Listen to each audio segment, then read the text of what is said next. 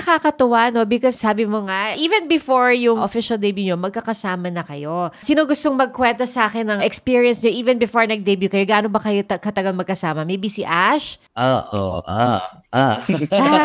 So, actually, before pa kayo mag-training, magkakilala po kami ni JC, tapos parang mutuals ko pa lang po si Alex, si Axel, ganito, ganyan. Pero nung the past few years, months, so kasama ko po sila parang I'm really happy po na I got to experience ma-experience stuff na bago po na with them na may same dream, same passion. Parang masaya lang po na nakakatawa rin po ng puso na nakakasama ko po sila throughout the journey po.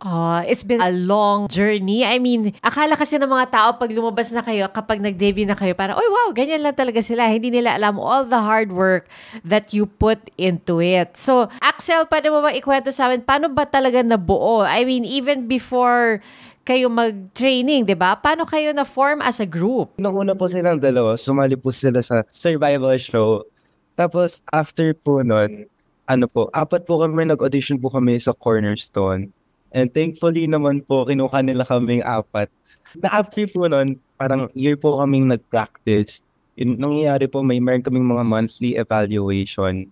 Nakatakot po yun kasi parang sa part po namin, di po namin alam kung makapag-debut kami talaga or may matatanggal, may matatagtag. Sobrang po niya, thinking about it, parang, ganun pala yung nangyari sa amin. Parang ngayon na nag 1 year kami, binabalikan na lang namin siya as good memories. Yung year na nag-training kami.